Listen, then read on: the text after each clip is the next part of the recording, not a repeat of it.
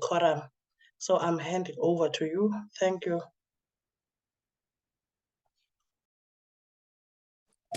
Good morning, Stado. I heard correct when you say you're handing over to me.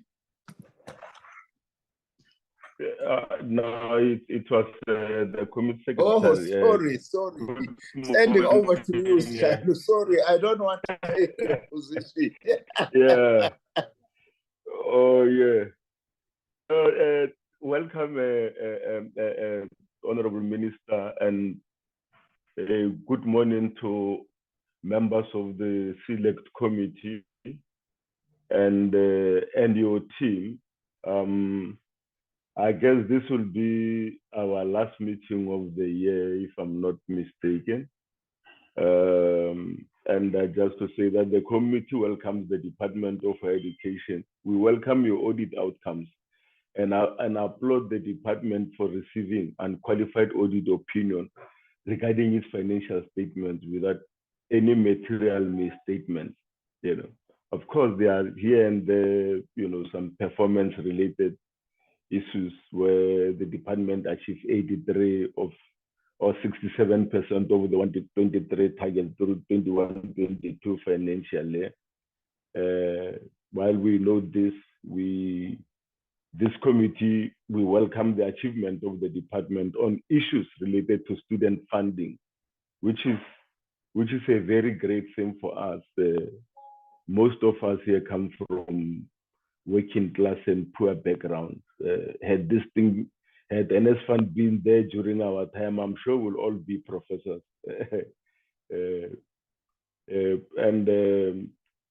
Again, Honorable Minister, artisan development remains in the priority of this country so that we can be able to talk to our national development plan, because we need those kind of skills. So today, we're looking at how far have we gone in the last year, 2021-2020 financial year, and what are the statements. That will be our priority today.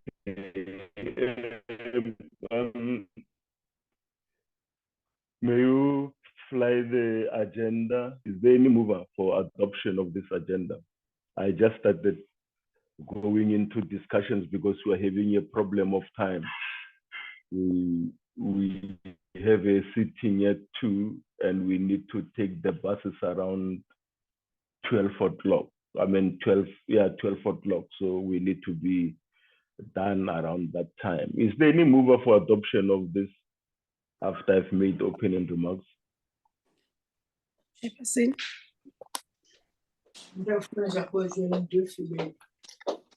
Chairperson. Yes. Yes, it's Honorable Luthuli. Greetings to everyone. I move for the adoption of the agenda. Honorable Luthuli moves. Any seconder? Please, second, Mr. Chair. Oh, there's anonymous. It's very anonymous. All right. Did I say anonymous? Thank you very much. I think we are done. I've made my opening remarks. There are some issues, Honorable Minister, that are related to some maladministration of entities such as the NSF that has drawn attention of media houses. As a result, this committee reiterates what our sister committee, recording in progress, such as the Portfolio Committee on Higher Education and Training, are stating regarding consequence management. Honourable members, the following challenges clouding the sector cannot be ignored and require the support of this committee through oversight measures. I'll give over to the minister to lead us in the report. Over to you, Honourable Minister. We have an apology from the Deputy Minister is attending one of the cabinet subcommittee meetings. Noltando, do we have other apologies?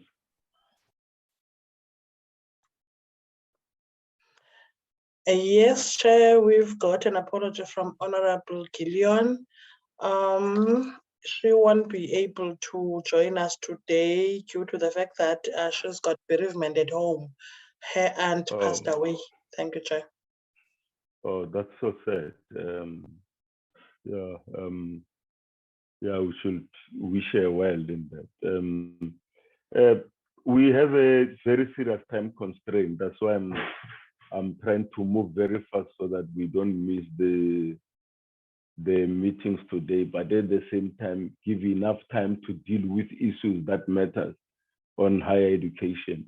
I'll give over to you, Honorable Minister, to lead us in the report. We are supposed to be, today we're receiving the annual report and the financials of the department in the last over to you, Honorable Minister. Thank you very much, Chairperson of the Select Committee, Honorable Nchabeleng. Let me also greet all the honorable members of the Select Committee. And just start by saying it's always an honor for me and my department to appear before you, Honorable Chair, because we regard the NCOP as a very important house of Parliament, because it is often the house that is the intersection between what we do at national level with the provinces and the ground. And even very crucial in a much more immediate sense in driving the district development model. So it's always an honor to be here. We are also, I need to say, Honorable Chair, being asked by yourselves to come and report at a time when at the same time, we are doing a midterm review of our medium-term strategic framework, as we are just about past the middle point, the midpoint of the 6th administration. So it's very important that as we do that, we also appear before you, so that also you will value very much your own comments about where we are, because they will help to inform us better in terms of taking forward our work for the rest of the 6th administration. The DG is going to be leading the presentation, Honorable Chair, but let me start by saying just a few things. I will try to be as quick as possible, as well as say something a little about this matter we are raising of the National Skills Fund, and then before I hand over to the DG. Firstly, I would just like to say, let me just share a few highlights. Honorable Chair, I can't agree with you more that many South Africans, especially Black South Africans, had NSFAS right from way back. Many of us would have been far, far, far ahead of where we are. And the reason why I'm agreeing with you is because NSFAS it's one of the most important achievements of this government since 1994. And in fact, today, we are talking of a Black middle class in South Africa. A significant portion has actually been generated by NSFAS support. Just to give you an idea, the highlights, is that the funding, for instance, of NSFAS has increased from 21 billion rands in 2018 to 38.6 billion rands last year. And for 2022, already the budget of NSFAS amounts to just over 45 billion rand. So if you count between 2018 and 2022, it's more than double. It's more than double. Just in 4 years, in terms of the increase of funding of NSFAS. TVET colleges, for instance, 2018 were funding 586,763 students. By last year, we were funding 770,000, just over that. So this is a very important thing that even ourselves as members of parliament, we really do need to talk more about this as an achievement. Now, with regard to the university sector, I also wish to point out that the feasibility studies we've been doing, I have been tasked to do, towards the establishment of a University of Science and Innovation in Ekurhuleni, as well as the University of Crime Detection in Hammanskraal. We've just finished. The reports, the 2 reports have just been handed over to me. And of course, I will be processing them. And in the process, maybe in the new year, I would be more than happy to come to your committee, Honorable Chair, to give you an update. Maybe if I can put off my my video so that I can improve connectivity on my side, because I can see it's indicating that my connectivity is not great, Chair. At least you now know that I am here. I'm not a fake Nzimande who is presenting before you. The university sector then, in relation to the new universities, is that the feasibility studies are done. The challenge, of course, is going to be whether we do have money to establish these universities and by when. Which means that we are very proud that we are continuing. This now would be 2 more universities over and above the Sol Plaatje University in Kimberley and the University of Mpumalanga that the post-apartheid South Africa has established. Students' enrollments also at universities have increased from 1,085,568 in 2018 to 1,094,808 in the 2020 academic year. It is encouraging that 29% of the enrollments during 2020, for instance, were in science, engineering, and technology, which is a far cry from the disaster that we had under apartheid. And as a matter of fact, already by 2020, more than half of engineering students at universities were Black students, which was the first that we actually had to change things in that particular way. Now, the number of doctoral graduates also, I'm very happy to say, has increased by 6% from 3,344 in 2018 to 3,552 in the 2020 academic year. And it is on these doctoral graduates that we are dependent to advance science as well as also to recruit academics. And also, I'm pleased to say another important achievement, Honorable Chair and Honorable Members, is that 8 of the 10 accredited universities now offer TVET-related programs to improve the qualification of TVET college lecturers. Remember when I took over to establish this department in 2009, there was not a single university that was offering TVET college qualifications. There was no institution, actually. Now, 8 of our universities have got dedicated programs to train TVET college lecturers. We had none of this in 2009. So this is a very important achievement. Also in relation to TVET colleges, which of course this is even of more interest to the NCOP in particular, and I would invite members to go and visit these that I'm going to mention.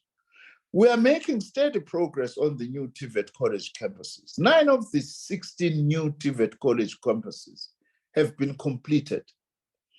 And this is at Umsinga, Mzimkhulu, in Nongoma, in Aliwal North, in the Eastern Cape, in Ngqungqushe, Eastern Cape, Graf Reinet in Eastern Cape. We also have Thabazimbi in Limpopo, as well as Nkandla A and KwaGqilasi. The remaining 7 sites are between 0 and 99% complete, which would be in Greytown, Bambanani, Sterkspruit, Balfour, Vryheid, Giyani, and Kandla B. For the first time also in the country, Honorable Chair and Honorable Members, we have opened 32 trade test centers in our public TVET college campuses across the country to increase access to trade testing so that we produce more artisans. Now, this is very important because not so long ago, during the entire apartheid period, and right up until recently, there was only one trade test center for the whole country, which was Olifantsfontein. Now we have 32 that we have established and opened in our TVET colleges, such that our apprentices now don't have all of them go all the way, no matter where they come from, to Ekurhuleni in Olifantsfontein at Indlela to have a trade test. Now they can go to colleges that are nearer to them. That is what we have also achieved. Also, the president announced at the beginning of the year that we are going to place 10,000 unemployed TVET college graduates who require work placement. Some of them even require that work placement in order to complete their diplomas. We've already right now just hit 7,000 of the 10,000 committed by the president. And we are confident that by the time of the end of the financial year in March 2023, we'll have done that. Another important matter also that is of immediate interest to the NCOP is on the community education and training colleges. We held a very important summit in March this year as a way to begin to reposition the community education and training sector to move on to mass skills provision. Remember, Honorable Chair and Honorable Members, these were adult education centers that were converted into community colleges so that now they also offer short skills. Not just only people who are interested in improving their formal education who are out of school. Yes, they should do that, but South Africans need more than that. We've set aside 200 million from the National Skills Fund to assist these colleges to begin to introduce skills programs. All 9 colleges now, each province has a college which has got various learning sites, are up and running. I'm very pleased to actually say that. We are even now, by the way, including in the training offerings in the community education and training colleges, entrepreneurship and digital programs, which is what our communities actually want nowadays. We are also, I'm not going to take much time on this, Chair, but I just wish to indicate to you that we are continuing to increase the production of artisans. That since 2019, we've produced 78,536 artisans. And this translates to about 19,643 artisans per annum. Remember our NDP, we are at the moment, as I'm talking to you, just over 21,000 artisans we are producing per annum.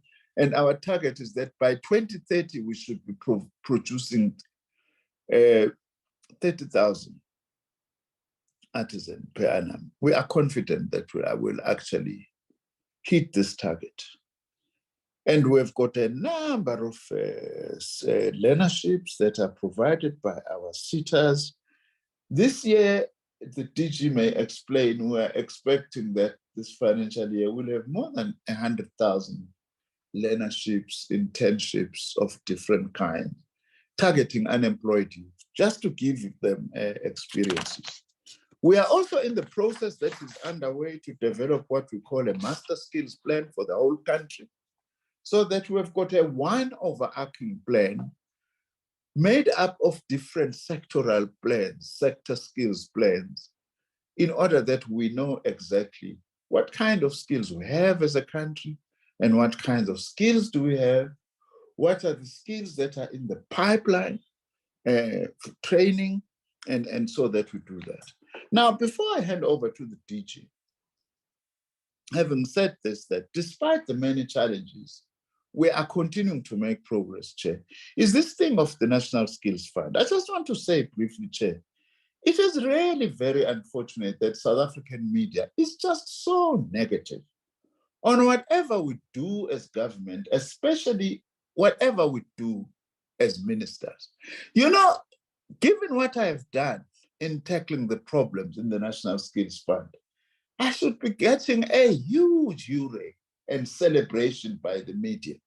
But they are trying to actually twist this thing and turn this thing around as if I am trying to hide some corruption of some sort.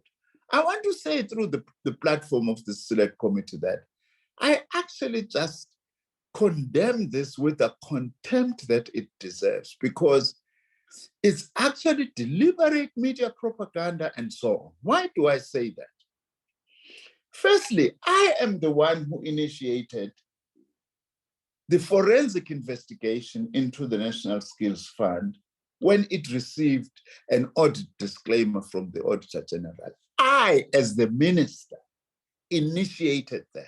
By the time I went to SCOPA, I had already initiated and actually appointed a company by the name of Nexus to start a full-blown forensic investigation. By the way, Honorable Chair, what is also not said is that the things that I'm investigating, I was not even there as a minister at that time. The media doesn't say that. I was out as a minister, and also I was subsequently Minister of Transport initially, before the president brought me back to this portfolio. So then once I finished the forensic investigation, as you know, Chair, we are a constitutional state. We are a constitutional republic. We are not a banana republic. People have rights. What did I do? When the SCOPA asked us, whilst we were in the process of beginning to implement the recommendations of the forensic investigation, SCOPA asked me to come and report.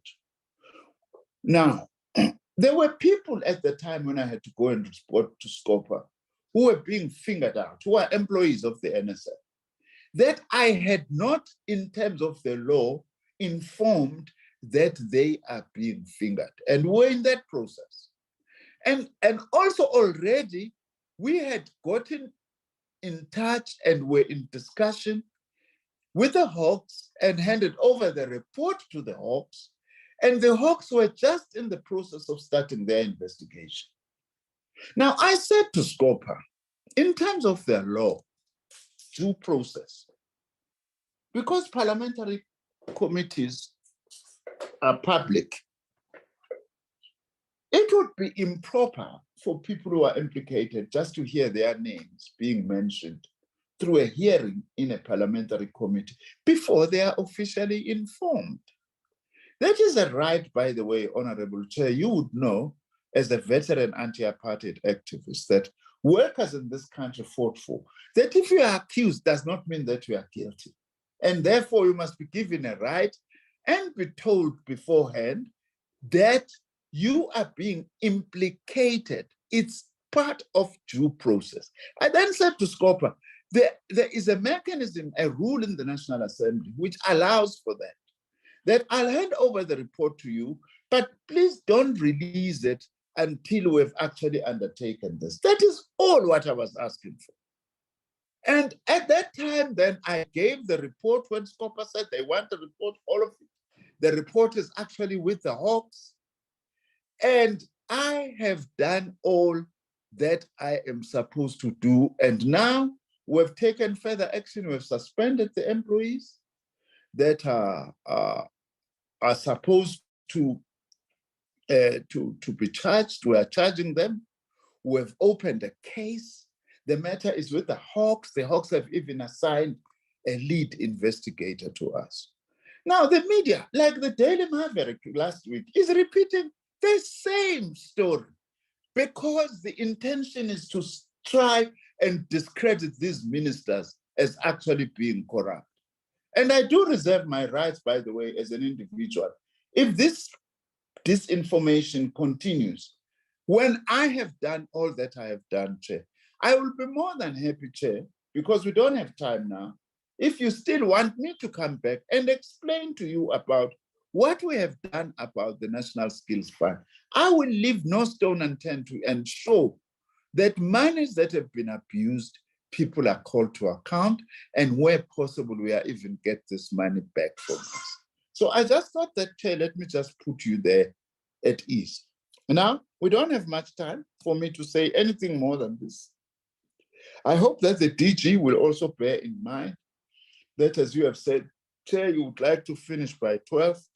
That it's a fairly longish presentation, but maybe the DG will try and do it in 30, 35 minutes so that you also then have got a time, hopefully an hour or so, to be able then to engage with us, an engagement that we always appreciate, by the way. Thank you very much, Honorable Chair. With your permission then, can I hand over to the DG to make the presentation? Thank you.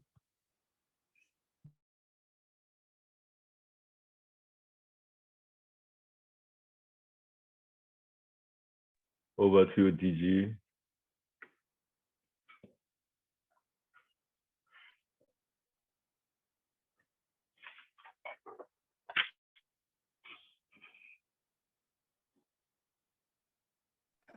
Thank you, Chair. I trust that I'm audible from your side.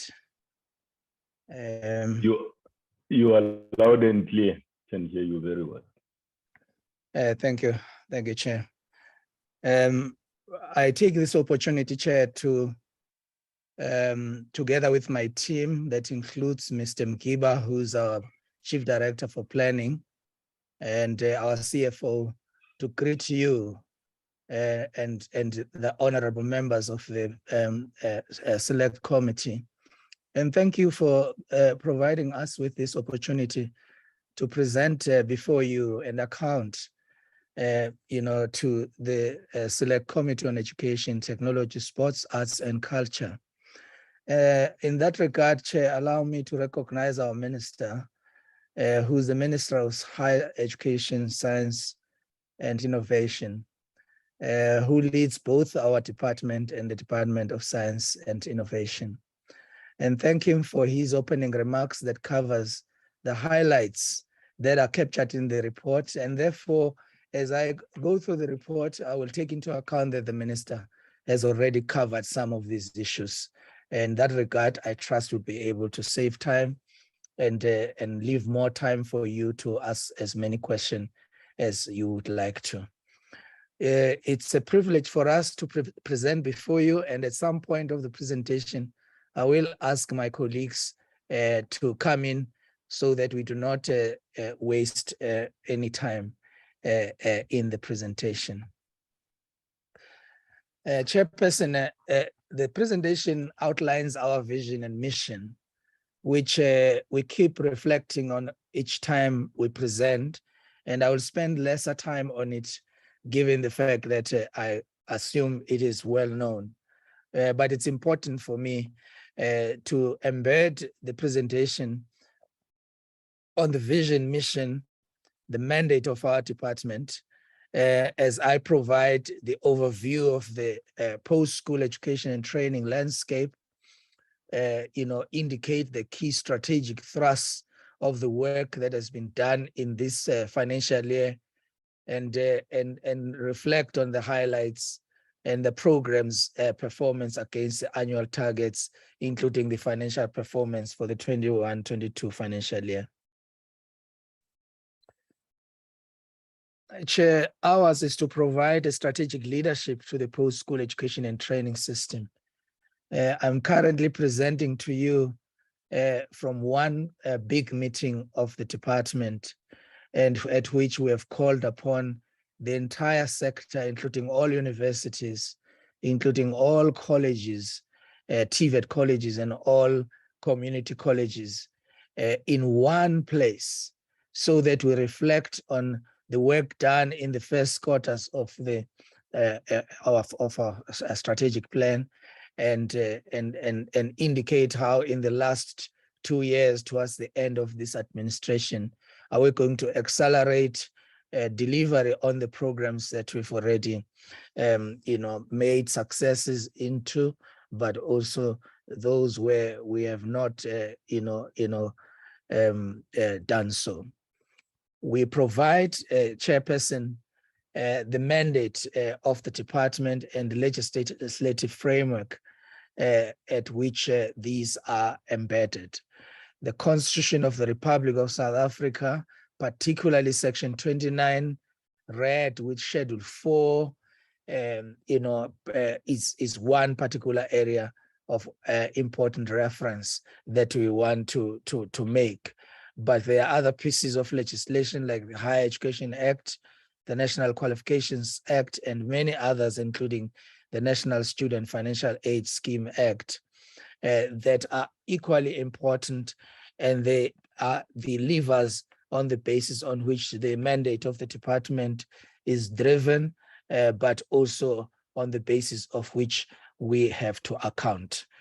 We present, therefore, this overview of the post-school education and training landscape, indicating the work that we do with all our entities stated, so that it becomes clear that as a collective of institutions that reports to the Minister of Higher Education and Training, Science and Innovation, Dr. Blayton Nzimande, a member of Parliament, and as well as our Deputy Minister, Mr. Buti Manamela, the work that we do through the institutions that report to us. And earlier on, I indicated that all of us today, all CEOs of all of these institutions, we are sitting together, reflecting and refining our plans, but most importantly, aligning these plans to the work that still needs to be done, identifying our weaknesses and taking advantage of the strengths, and trying to improve the impact of implementation by improving the collaboration between all of us. Government has identified 7 Apex programs that our president in 2019 announced to, as part of the 2019-2024 medium-term strategic framework. And our department is focused on all of these, priorities, 7 priorities. Obviously, priority 3 on education, skills, and health is an important lever for us, but we emphasize that in our approach, we do not choose and pick and choose on the 7 priorities of government. We see them as all of them very important. Ours is to improve access to the post-school education and training, improve the success and efficiency of the PSET system. This is very important because we have achieved great access into the system. More than 1.1 million young people in our universities, more than 850,000 in our TVET colleges, and up to 150,000 in our community education, planning to turn this around such that at least between 5 and 10 years time, we have more than 4 million participants in the college system of our department, and reduce the overemphasis on university education and highlight the importance of the TVET education, and therefore in that regard normalize the education and training landscape in South Africa, which is abnormal in that no other country is like us, where universities are largely the ones that young people aspire to go to. We have to improve the quality of provisioning. We have to improve the responsiveness of the system, and in this regard, our business operations in the department are a key focus in our reflection as we try to improve all the time our service delivery. The minister has highlighted our achievements. I will make just but a few, particularly indicating that Our legislative reviews have included the Central Application Service Bill, as well as the National Qualifications Framework, a second amendment bill that we have done. It's important for us to make this point because clearly we are targeting the issues of quality in the system, but also the administrative efficiencies of our institutions, so that we reduce at the beginning of each academic year the issues that normally get lifted around the administrative problems at our institutions. The minister at this point in time is going around in consultation with our stakeholders in a cabinet process, consulting on the new model for student funding. But in our report to you here, Chair and honorable members, we wish to indicate that the funding of students from disadvantaged communities and the working class in both our universities and colleges have increased from 21 billion in 2018 to 38.6 billion. Indeed, Chair, in your own opening remarks, you make a point about the success of our government. But if you look at just this indication, which would say that by the financial year 2014-15, the budget for NSFAS was around 5 billion, from 5 billion to 38.6 billion. It is clear that the investment of our government in NSFAS has more than tripled. In fact, it has quadrupled. And this is really important for us to say. But having said that, we understand that funding those who are in our education system is not enough if we have not found solutions for those who are not in education, not in any form of training, because that's where the majority of young people of South Africa are located. And that is why the NSF funding is important, because it complements what we do with NSFAS and allows us to focus on those young people that are not yet in our institutions, so that they are able to participate in a training and development programs that we provide. The total number of our students at universities that are funded includes students who are funded from other government departments and public entities, and the total in the TVET sector, which is more close to 260,000, which meets the TVET rules and guidelines for administration and management of the bursary scheme, are also funded. Our minister, looking into the importance of the NSFAS, appointed a ministerial task team to review the student funding. We are happy, Chairperson and honorable members, to report that that work has been finalized, has already been tabled to cabinet, and our minister is on the road show, consulting all South Africans, through the length and breadth of our country, so that at the end of the day, the model that we are going to come up with is a model that South Africa wants to see. The infrastructure development and the highlights include what the minister has covered in terms of the new universities, and we are not going to focus on that, Chairperson. The new TVET colleges, the minister has covered these and has mentioned them individually. So therefore, Chair, the enrollments in terms of teaching and learning at universities, we wish to report that these have increased from a million in 2018 to a slightly higher number by the end of 2020 academic year.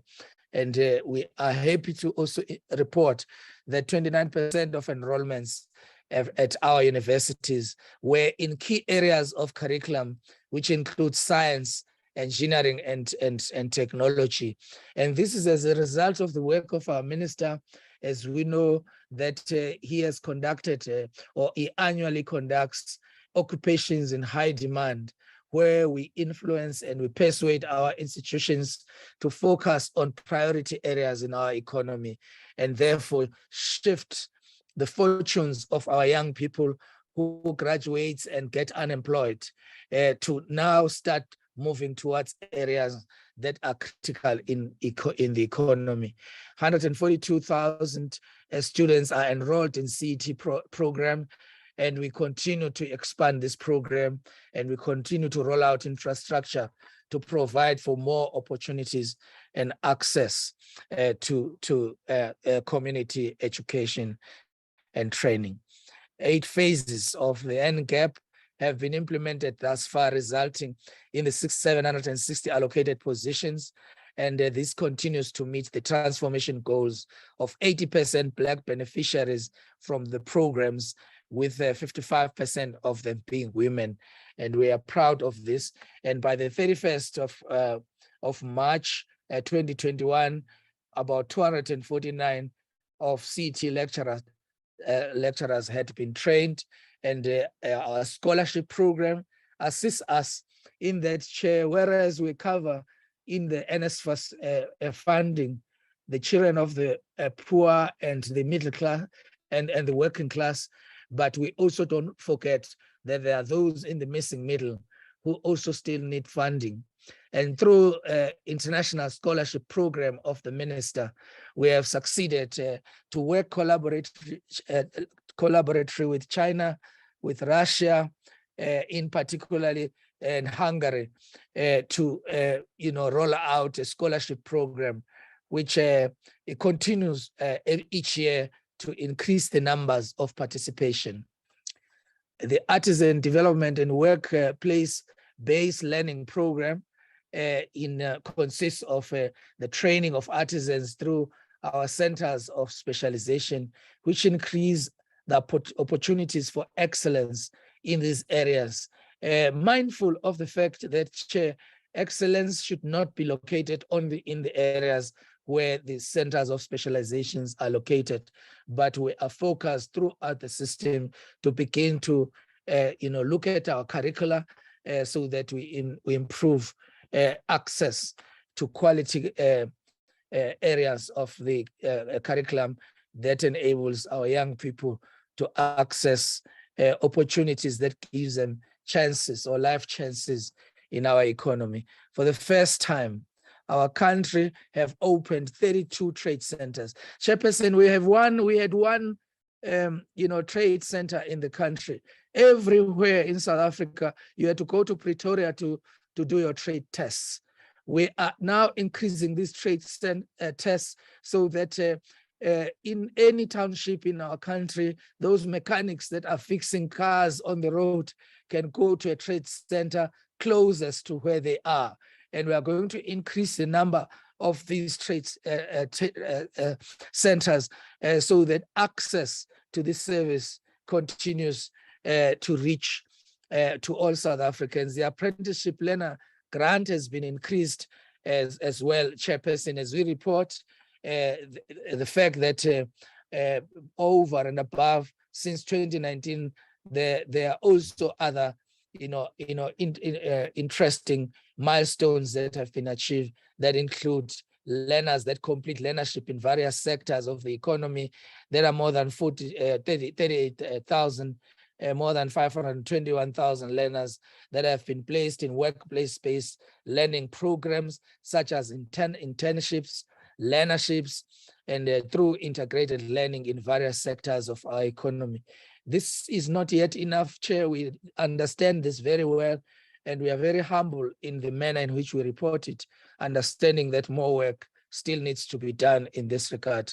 Skills strategy to support the economic reconstruction and recovery plan. We are proud of the fact that we are one of the first departments that have provided a skills strategy to support the ERRP that was launched by our president in October, and subsequently the department then developed the strategy. And whilst we implement this strategy, as the minister has indicated, we have worked with other government departments, recognizing that there are multiple plans over and above the skills development plan that are developed by each department.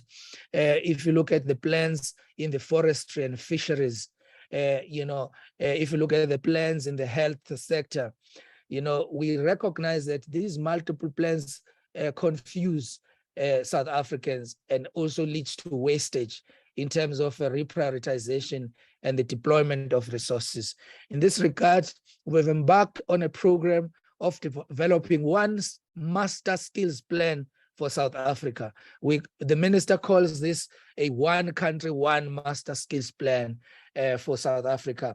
And we are ready to come and present, the progress we are making in collaboration with our government counterparts in this regard. I would like to call upon Mr. Mkiba to finalize the presentation with the CFO on the remainder of the slide. Thank you very much, DG. If you can just allow me to project from my side so that I can control the slides. Okay, let's move quickly.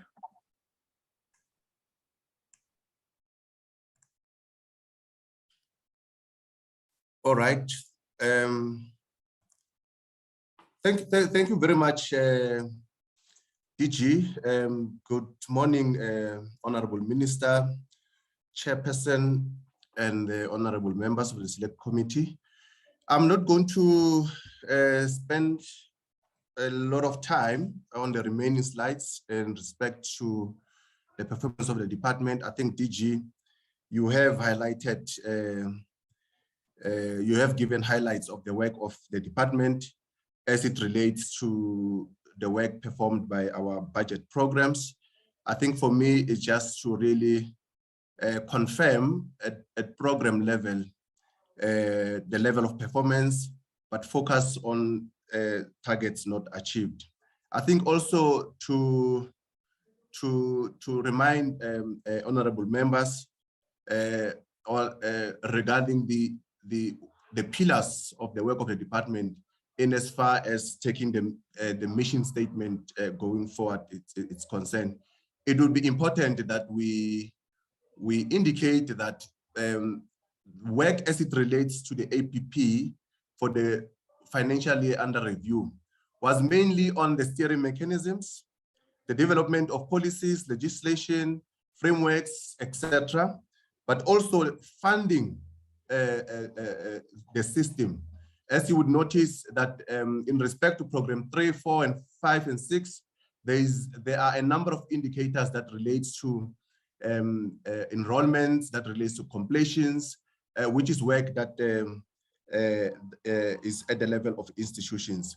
Our work also includes oversight, which is following the rands and cents as we transfer to our institutions, particularly in respect to access and success issues within the system. But most importantly also as it relates to the responsiveness of the system.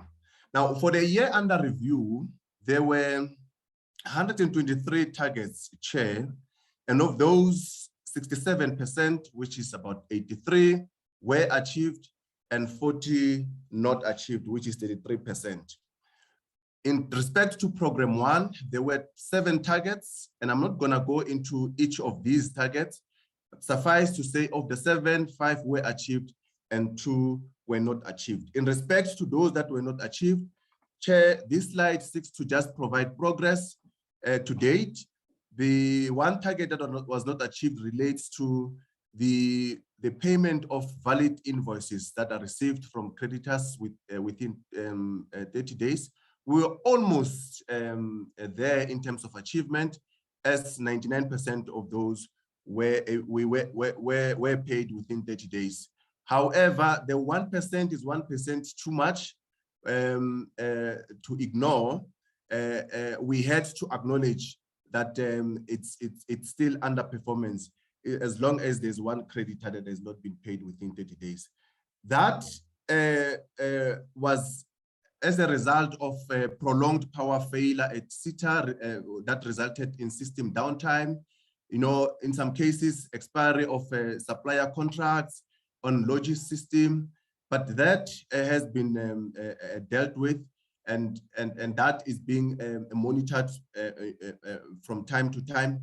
However, the issue of incorrect bank details of our creditors that from time to time gets to be returned remains an issue that will be dealt with as we receive invoices. Secondly, the connectivity in respect to the network, we are targeted to have 98% connectivity. Only 97.52% connectivity was achieved. And again, that relates to the power outages and breakages at SITA level. There is a plan to extend the rollout of Sunrain connectivity across the department.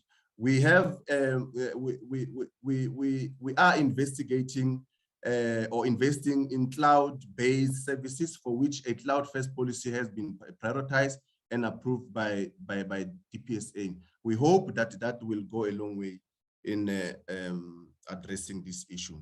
In respect to program 2, there were 12 targets for the year. 9 have been achieved, 3 not achieved, and these as displayed. I'm not going to go through those, but in respect to those that were not achieved, Chair, we had committed to producing a priority skills monitoring report, which relates in the main to the work that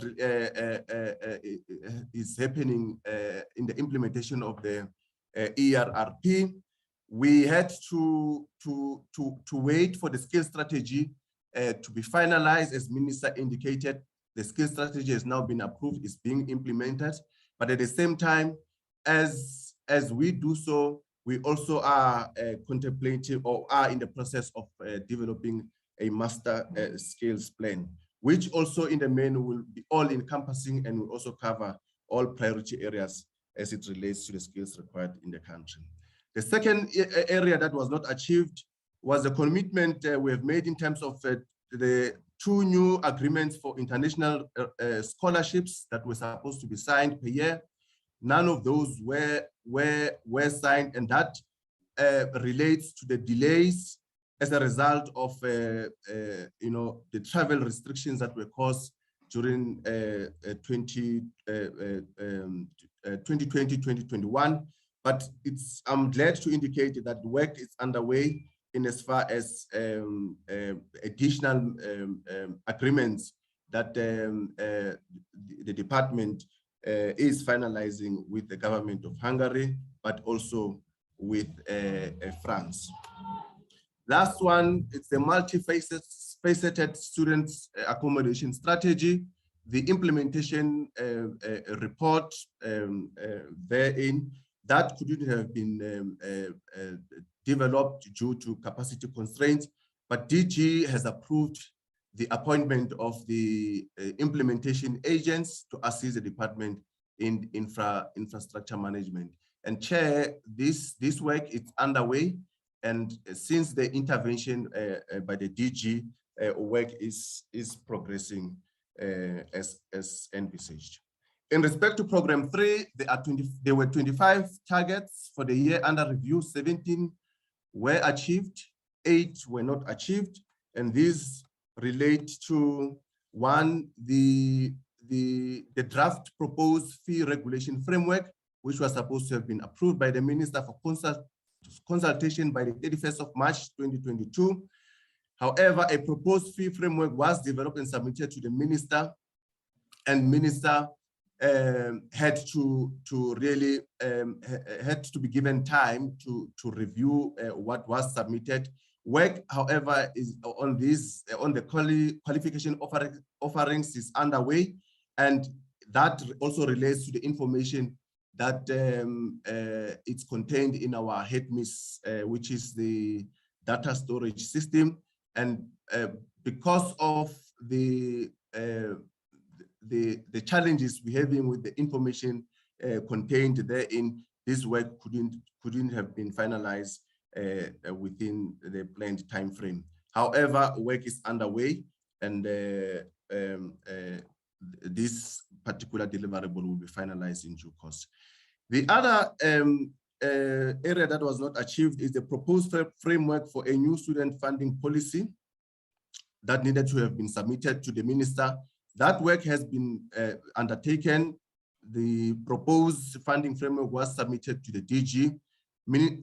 We needed to give also the ministerial task team an opportunity to also work on in this, and minister has just confirmed that this work has been undertaken and a report has been submitted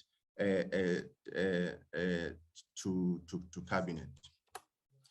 The feasibility study in terms of the 2 new universities, I think minister has indicated the progress that we've made in this area. The approved service agreements and or non-disclosure agreements with 6 public universities and 9 TVET colleges to use CARES. It's work that we had committed to, and we had hoped that almost all our institutions would have committed themselves to using this, at least at a minimum of 6 for universities, but also 9 for TVET colleges. Whilst we have achieved 19 service agreements for university, 5 agreements for universities, we were able to get about 14 instead of 9 of our TVET colleges to be part of the pilot chain. And then lastly, the target on the 40 doctoral scholarships allocated to universities through the USDP program for award to permanent instructional or research staff members. Instead of 43 awards for institutional and research staff members were recommended for USDP. Unfortunately, the submission for approval was processed late, and therefore the award couldn't have been processed in time. Suffice to say, at this point in time, approval has been granted for the recommended candidates, and funds were released to process awards. 50 awards made to permanent instructional or research staff, 29 were achieved. Currently, the number of awards targeted is 25, and this will be the 3rd cohort since the inception of the program. To date, 26 have been processed, which is going to be the first of cohort 3. Now, in terms of program 3,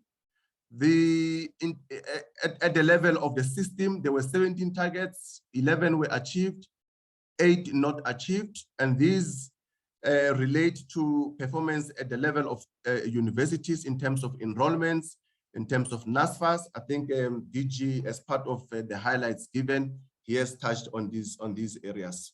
So I'm not going to go into the nitty-gritties of performance, but in terms of non-achievements, the department is on course to achieve the targets in the next financial year, as this is monitored from time to time on a quarterly basis. In terms of TVET, there were 17 targets, 14 were achieved, 3 not achieved. The 3 targets not achieved relate to the number of students placed in workplace for experiential learning. The total number that the placement as recorded in the annual report decreased from 9,094 in 2020 to 9,061 in 2021.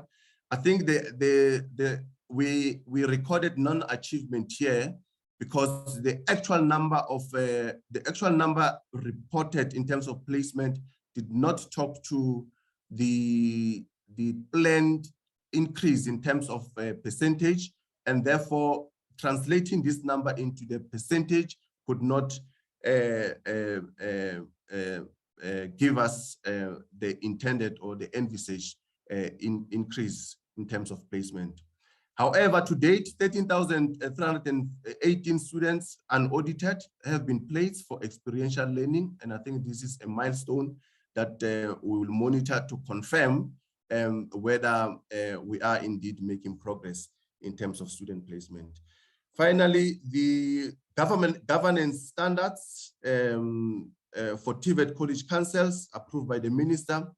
These were not developed as planned, and now this target has been withdrawn, and in that we have received legal advice that the development of governance standards were actually ultra vires by the state legal advisor. The development of the final framework and guidelines to accommodate students with disabilities. This work was developed. The guidelines were developed but not approved by the minister at the time of reporting, but subsequently the framework was approved. We had to record it in the manner recorded for purposes of ensuring that there is alignment between the portfolio of evidence as given to the Auditor General against reported information.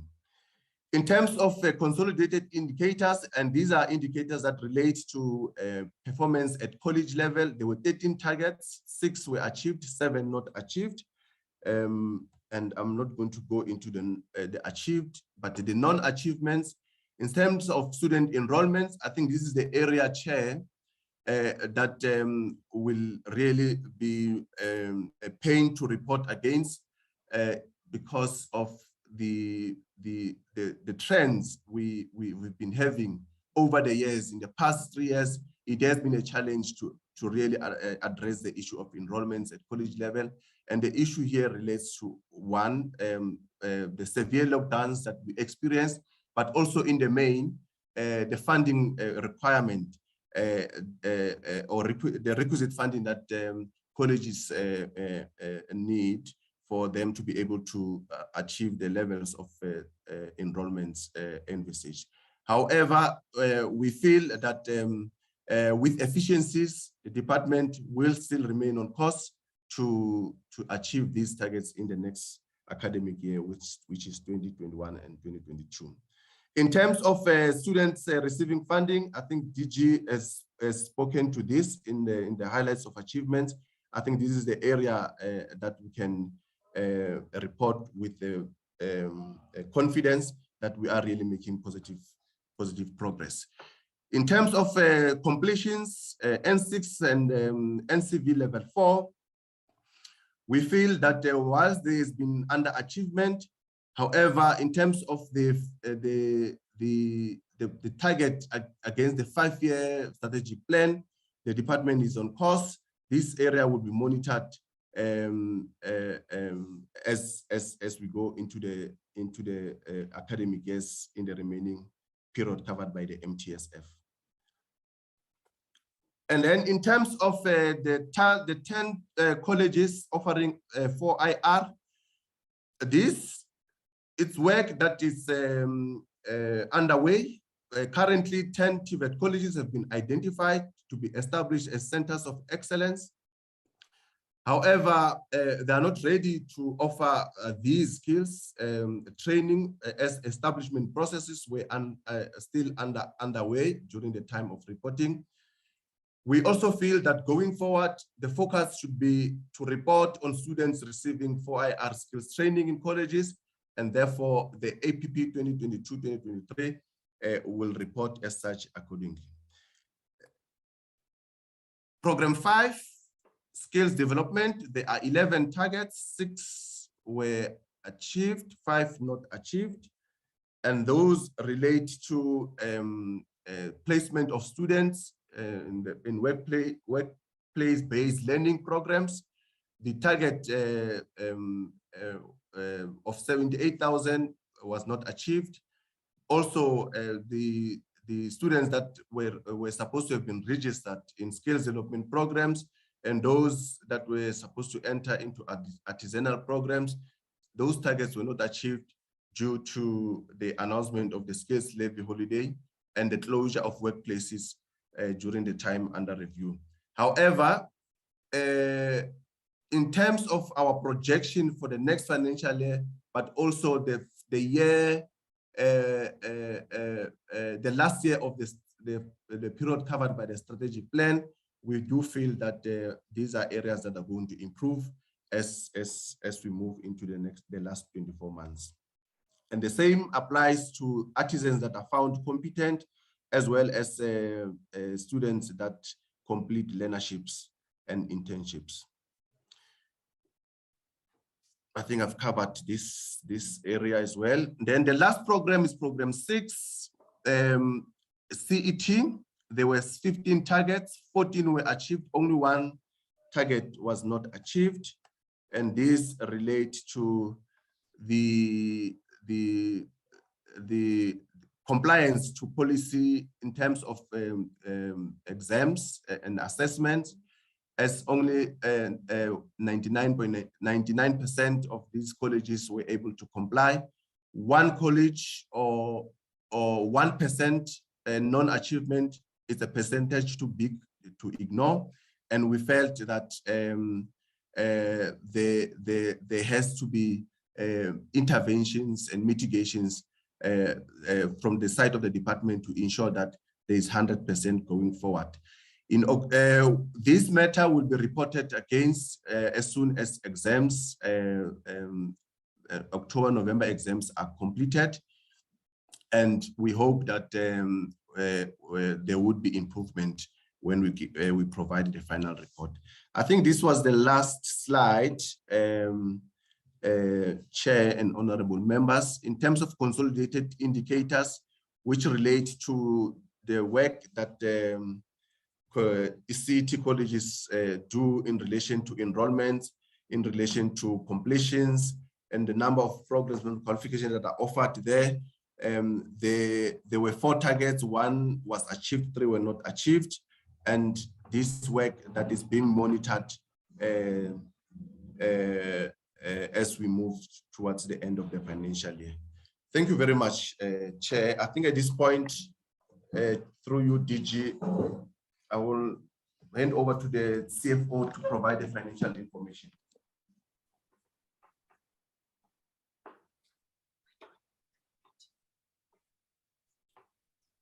Is it? Okay. Thank you very much. Can I proceed, Chairperson? Yes, you may. Thank you very much. Good morning, Honorable Chairperson, honorable members, Minister, DG, and colleagues.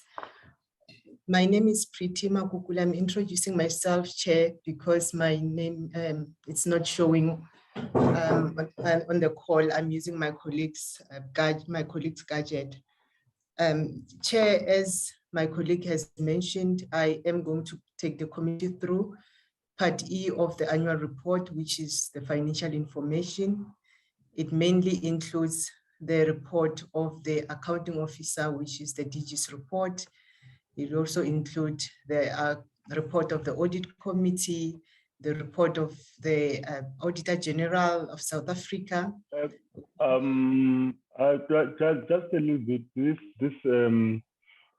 This meeting is broadcast live, so if you could just show your face, and then okay. If the line is bad, then you can switch it off. Yeah, okay. You can switch off the camera. Yeah. Okay. If it's not compromising your your reception. If it is, then just continue. All right, we're gonna switch it on and we'll see how it goes, Chair. Okay. All right. Thank you very much, Chairperson. Let me minimize this. As I was just saying to the committee, what Part E of the annual report entails, it also entails the report of the Auditor General, which is the report that provides the audit outcomes for the department. And the better part, which is the biggest portion of Part E, comprises of the financial statement, and all the parts of the financial statement are projected on the slide. Sorry, I need to move to the next slide. Okay, thank you very much. In terms of the report of the accounting officer, I'm not going to go into details. The details are presented from page 178 to page 207 of the annual report. In summary, it provides the financial affairs of the department for the reporting period. It also gives narrative pertaining services, capacity constraints, organizational arrangement alongside corporate governance arrangement that are being endorsed within the department. And in terms of the report of the audit committee chair and members will be aware that they have a legislative responsibility to assess the effectiveness of the internal controls of the department. And in terms of their reports, they were able to fulfill that obligation, and they were also able to assess financial statements amongst others. And based on their report, they have expressed their satisfaction with the content and quality of both the annual and interim financial statements of the department. They did mention in the report that the performance information reporting still requires some improvement. This is also aligned to what the chairperson has said in his opening remarks. The committee further expressed its concerns on the weaknesses in the systems of internal control. This is just beyond the performance information. These are the issues that Chair, as management, we are aware of, and we are taking them very seriously. We are putting controls in place. We are having action plans that are being monitored closely.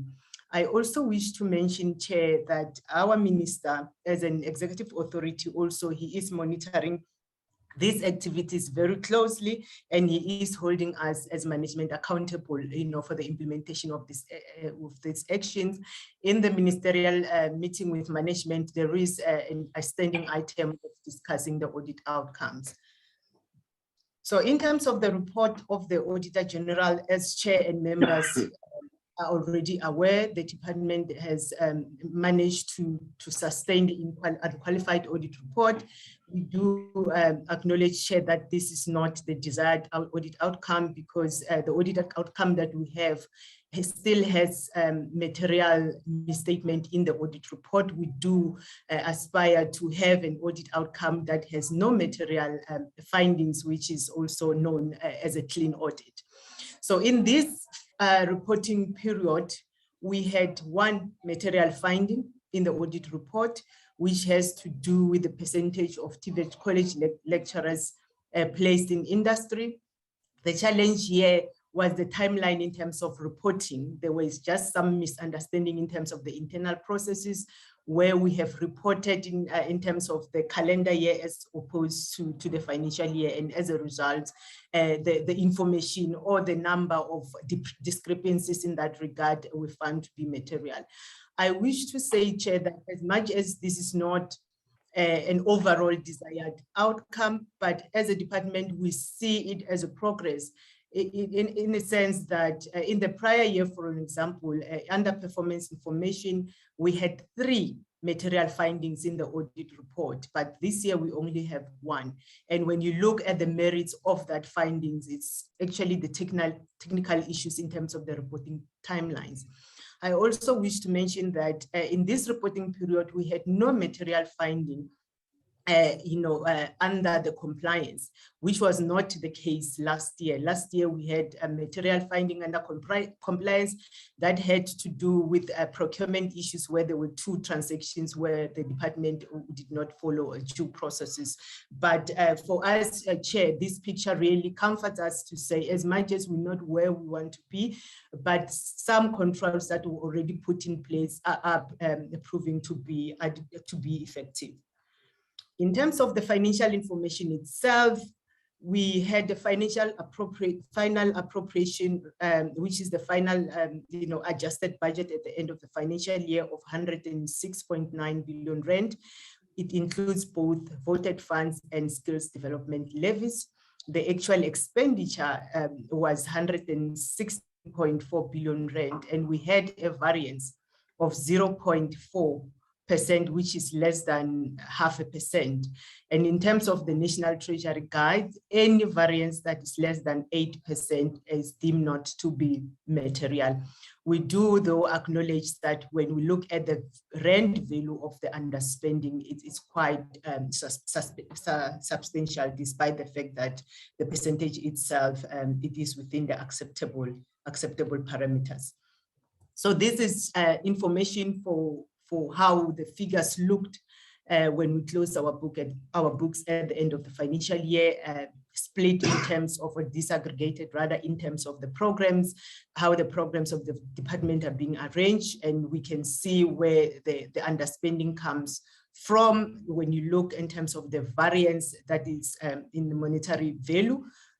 Those variances mainly comes from program 4, which is the TVET College, and program 6, and we will explain a bit about that later on. But in terms of the variance percentages, we can see that in terms of the percentage itself, administration program and CET again was one of those programs that contributed to the variance. This is the same information, Chair, but analyzed in terms of the economic classification as to how the money. Chair, am I still audible? I'm hearing an echo. Yeah, you are still audible. Thank you, Chairperson.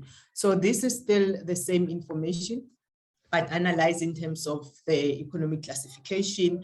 I'm sure most members are now aware as to how the budget of the department is structured. Most of our budget goes to our institutions and entities as transfers funding. And as we can see, we had 0% variance, which implies that we did manage to transfer almost everything that was supposed to be transferred to our entities. And looking at the variance itself, it goes without saying, Chairperson, that the main variance really came from compensation of employees, 450 million of the 474 million, variance that we had at year end came from the salary budget, and we will give reasons on that shortly. So these are the main reasons for the variance under the compensation of employees. We still experienced some vacancies that were not filled at some point, particularly at the college level. We do from time to time experience high natural attrition. There has been a lot of work that has been done, Chair, in terms of filling the positions. Also to note, I think it was mentioned previously that the department is conducting a process of organizational redesign, which we are conscious in terms of filling the post, because we also want to wait to see the outcome of that process. So we are conscious of filling some vacancies that might not necessarily be required in terms of the new organizational realignment.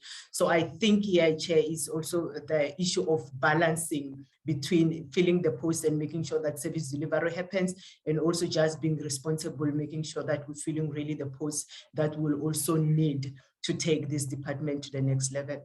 We also still have the process of the post-provisioning norms for the TVET College, and also the standardization at the CE2 colleges.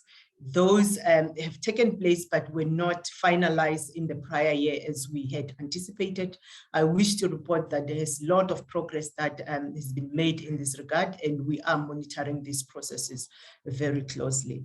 I'm not going to go through the other line items, because the spending was, the variance was not really much, Chair, and the information I think is quite straightforward.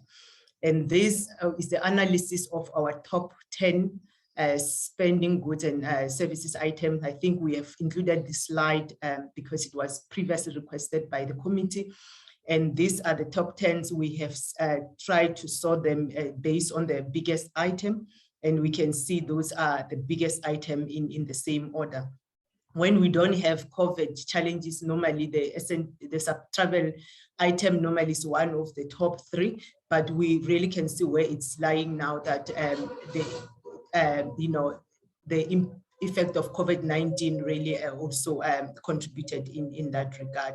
Just for the benefit of the committee, the first biggest item, which is the computer services, it's mainly some of the support services and the licenses that we pay, to our SITA, the State Information Technology Agency, particularly for the support that they give for the TVET exam. They really support us quite substantially in that regard. So most of this money go there, but we do also pay licenses for other systems that we use in the department. This is a summary of the transfers and subsidies, excluding the skills development levy. And this is how the money was expended by end of the financial year under review. As a committee might be aware that universities, most of the transfers get most of the funding under the transfers and subsidies get sent to university or transferred to university rather. And also under public entities, we also see the funding of 38.7 billion rand that went to NSFAS to support the student funding subsidies and other institutions. I think I will take the information on the slide as quite straightforward. I won't go through it line by line in the interest of time. And this is also, we have expected to report on the COVID expenditure. So for the benefit of the committee, we've also included this slide to see how much we have spent on the COVID related expenditure. And this is just for the department chair, and just to make sure that we maintained a safe and healthy space for our employees. And this also, Chair, I think this is the last slide, just to mention that the level of spending did not necessarily affect our operation negatively. We do put measures in place to prevent overspending and also material underspending of the vote. It does not mean that the sector does not have pressing financial needs. I think some of those have been alluded to earlier on, but with what we have currently, we're trying to manage to make sure that we really do not would not flout the law in that regard. And this is just a recon of the operations budget of the department. So I'm going to now take the committee through the issues of consequent management and irregular expenditure. Okay, sorry, this is the slide that I skipped. My sincere apologies. I think I confused it with another slide. So this is about the irregular expenditure, Chair. It shows the movement in terms of the balance from the previous year and what has been done during the year in terms of the removal and condonement, and what we have disclosing the financial statement at year end. But I think what is important to mention here is that in the year 2021-2022, which is the year that we are reporting, the department incurred an irregular expenditure of 2.4 million rand. What is important to note here is that this is not a new transaction. This is a transaction that was already identified in the previous year, but the contract or the work was rendered continuously, and hence it had to also be reported here. What also comforts us as management is that the systems that we have put in place to prevent irregular expenditure seem to be bearing fruits, because in the year that we're reporting, we have not had any new transaction of irregular expenditure. All that is left of us is to make sure that we clear these old cases. And some of them have been cleared already, as we can see the movements that have happened in the prior year. And also the issue of consequence management has been implemented. We had several disciplinary processes that took place, and most of those have been completed.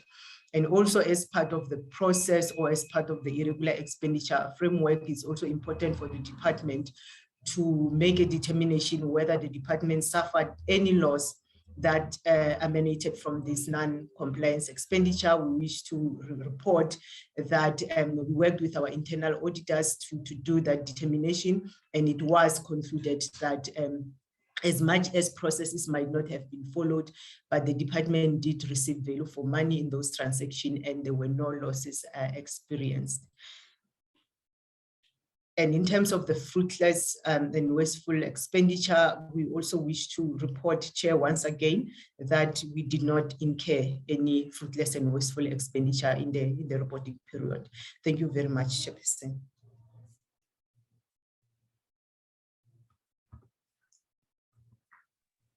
Thanks. Is there another presentation from your side, DG?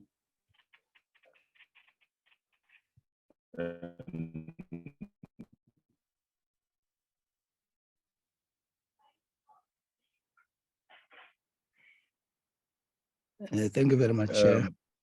Okay. I thought there'll be one addition. Somebody wanted to say something from your side.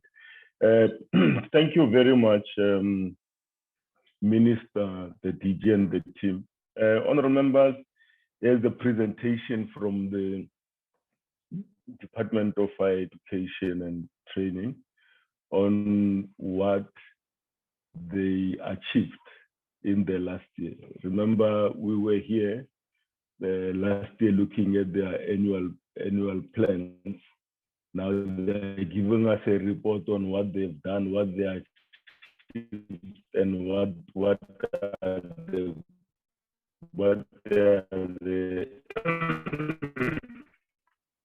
the outstanding issues, challenges. My interest, Honorable Minister, is with the TVET colleges. Just hold on a bit. Just hold on.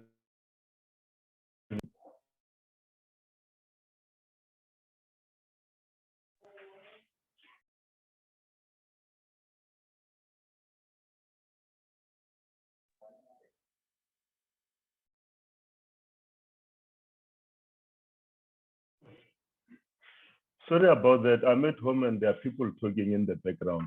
I'm very sorry about that. I say that my focus will be more on TVET colleges, particularly the ones in rural areas where there are serious challenges with placement of students on experiential learning. We've been getting lots of letters of students complaining about their placement and the TVET management not even wanting to know what is happening to them when they are placed with companies. There are instances where learners who are doing electrical engineering for an example, instead of learning about high current electricity, they end up being used by those companies to check meters in yards, to go yard to yard looking at the electricity meters. And that is not advancing their learning as electrical engineers. They're actually helping that company to, to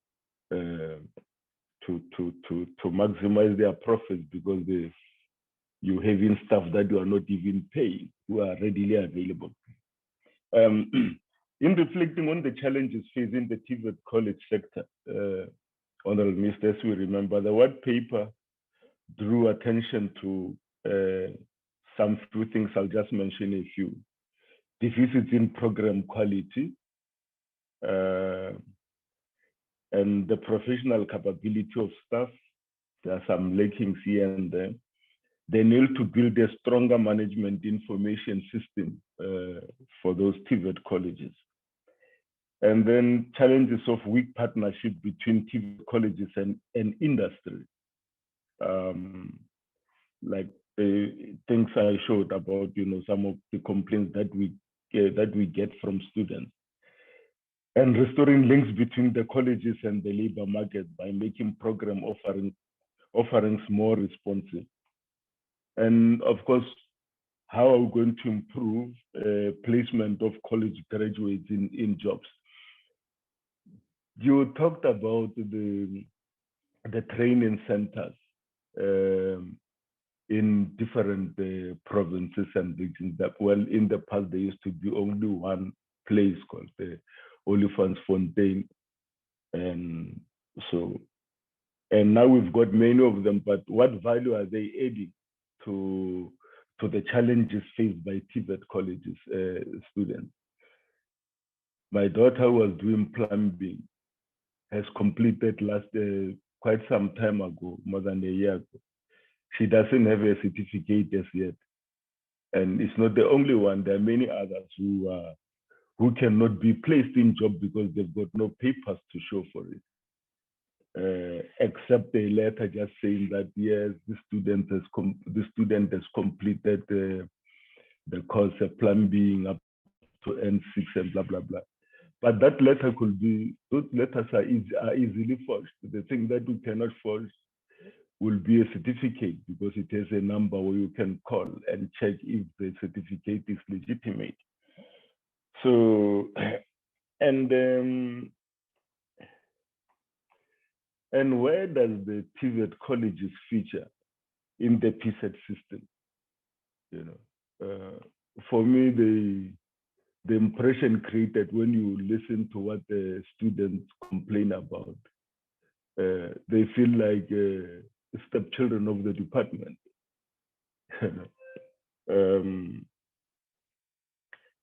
And then on the SETA, there was the program that was to improve the SETA's lessons so that they should, you know, do what they are meant to, what they are meant for. There's a program that started in April 2020. I think it will be up to 2023. I'm not quite sure about I don't see that note. I just want to check how far are we in implementing that. Honorable members, the time is ours now to engage with the presentation. I'll give members. I'm waiting for I'm looking at the system here, checking if there's any hand. I see the hand of Honorable Christians and Honorable Ndongeni, and Lituli Slindile Majandona. In that order, Honorable Christians, you'll be the first. Thank you, Chairperson. I just have a few questions. The first question is about the key challenges that are faced by the university sector. Amongst others, the relatively low graduation and success rates. Now, across the TVET and university sectors, they have mentioned that throughput rates are low, but also concerning is the number of students that are brought into the system. Now, my question is, what are the interventions that the department is looking at to curb this trend, both the low graduation rates, the low success rates, and of course, getting more students into the sector. And then I also have concerns in the TVET sector, as you have, Chairperson, with regards to placement of students. This has traditionally been problematic. What is the way forward with the department with regard to additional partnerships within the industry? The other challenges that TVET colleges face are, for example, program quality, professional capability of staff, stronger management information systems, etc. Now, what is the way forward with TVET colleges in improving their brand and strengthening the deficits that are mentioned both in the white paper and today during this meeting? Certification is a huge problem. It has historically been a huge problem, but remains so. Recently, I don't know if the minister saw on, I don't know if it was the news or if it was a program on TV, I'm not too sure, but there were a number of students in a Makoland, Okip TVET campus, and they reported that they had not received their diplomas for a number of years. They had completed their N6 a number of years ago. They had completed their 18-month in-service training. They had applied for their diplomas, and yet the department has been unable to certify them actually with a diploma, and this is hampering their success rate in finding employment. Now, how is this being dealt with? I know it is not only OKIP TVET campus in Namaqualand.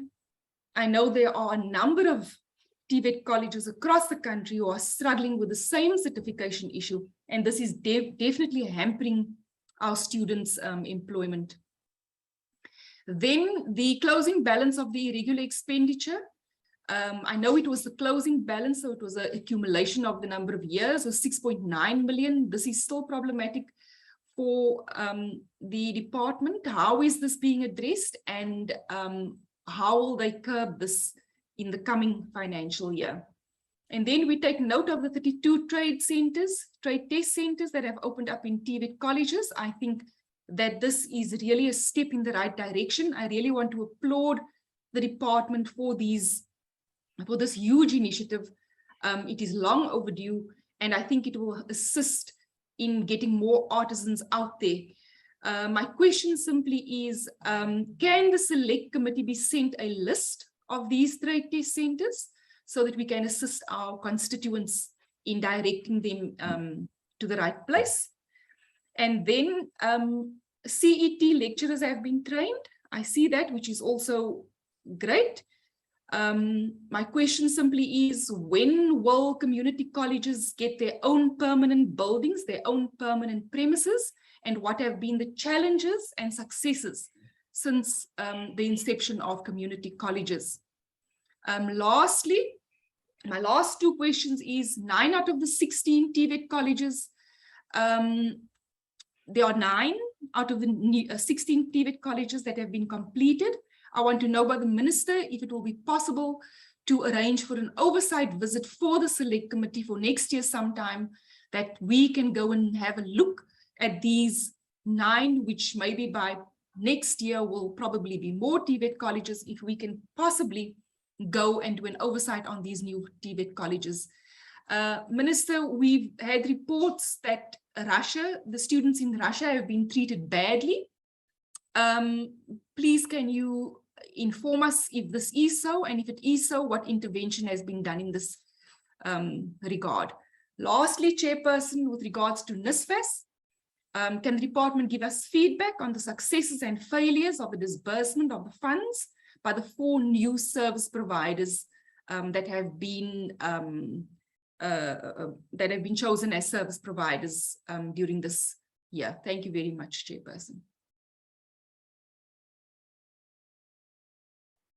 Thanks, Honorable Christian. Honorable Ndongeni.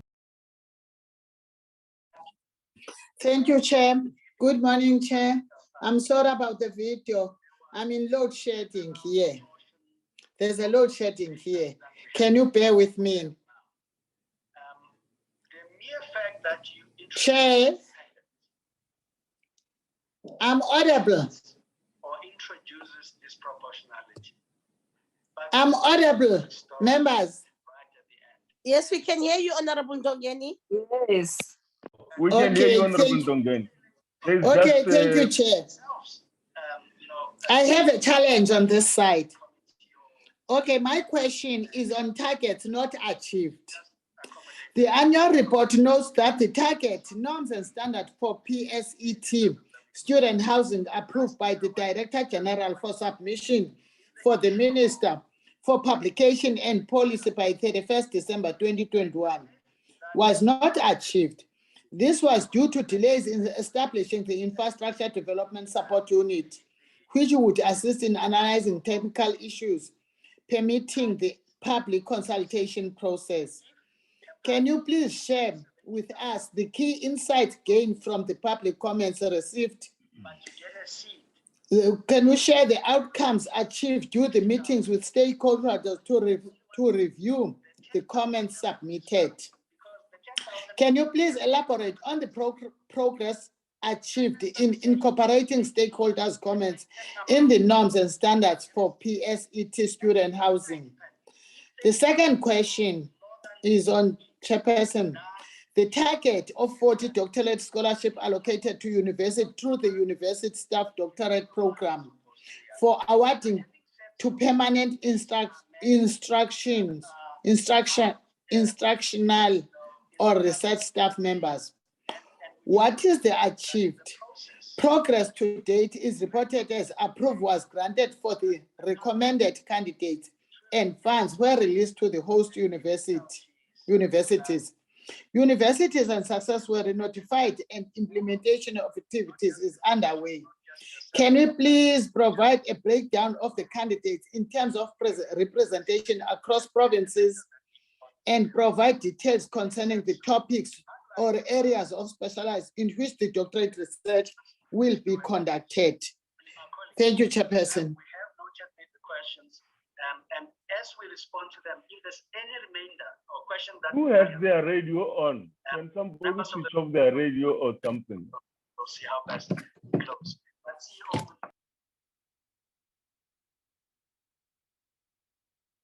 Oh, thank you very much. Who is Honorable Luthuli Mazandona? Thank you so much, Chairperson. And can I please have my video off? Yeah, but I welcome. can switch it on for you to see that I'm not a robot. But thank you so much, Chairperson. And and thanks for the department to honor our committee's program, especially we know this is our last meeting.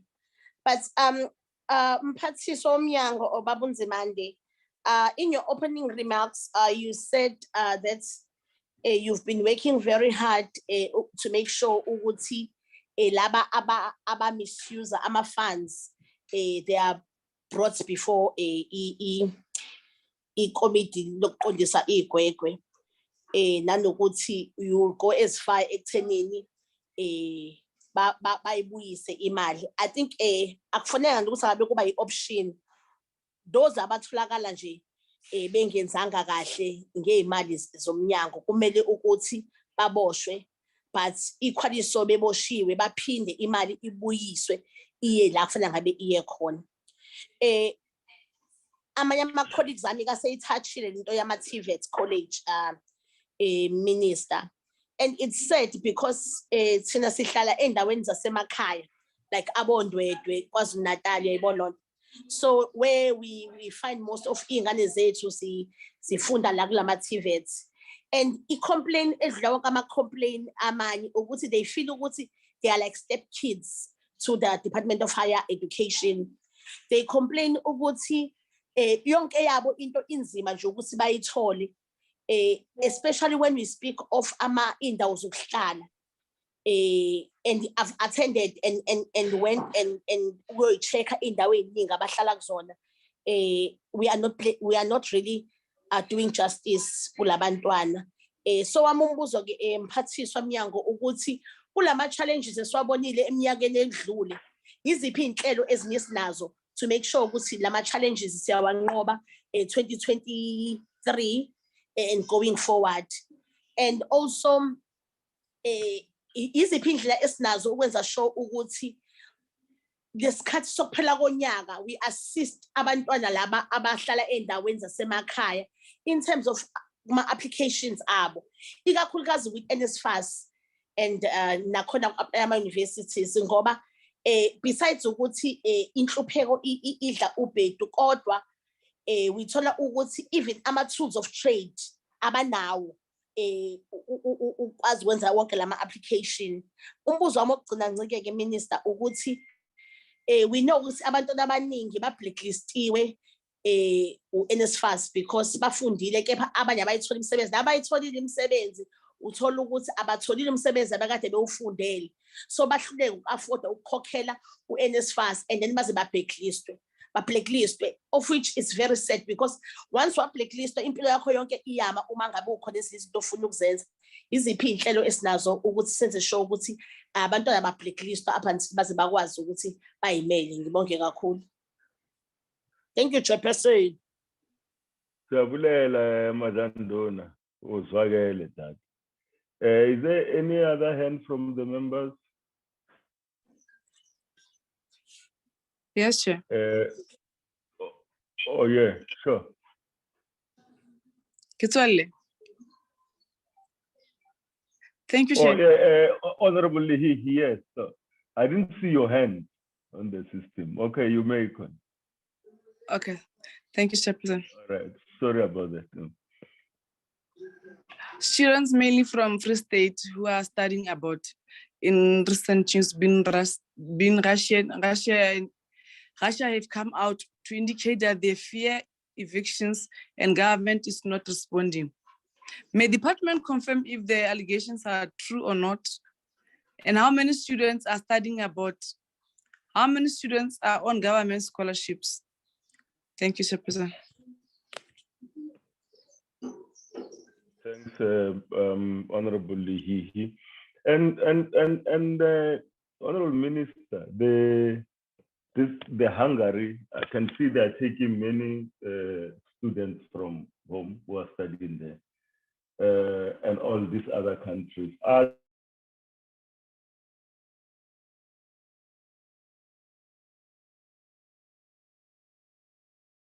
Should address issues related to,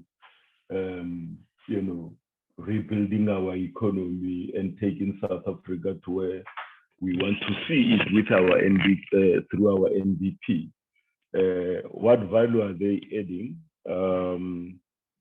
And what are the costs? I'm just saying in relation to students when they're studying at home and those who are studying abroad. Is it much cheaper to study abroad, or there are courses that are not available in South Africa? We can only do them in those countries. What does it cost us? Yeah. Are there other questions from members? I don't see any other hands. Yeah, I'll give over to the minister and the team to respond to the thank you very much, information and detail. They are not serious issues for that. Well, thank you very much, Honorable Chair. Maybe if you allow me, if I can just ask, if I can ask the officials, if you allow me, the DG, to be the one who responds first, then I'll come in just to then conclude on my side. If the officials can start, I would appreciate that and be brief, straight to the point. Thank you very much.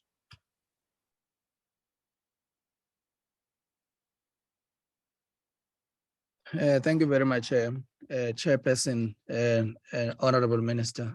Thank you. Chairperson, I take the opportunity on behalf of the department to appreciate the inputs by the committee. There are questions, but they are also helping us to expand our experience and insight into the problems that are experienced by our students and constituency.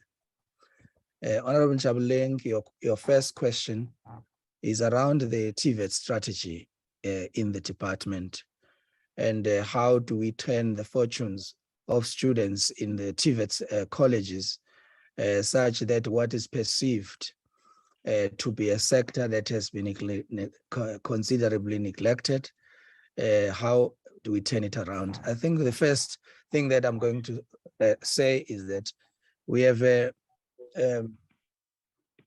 PSET white paper that specify exactly what is to be done.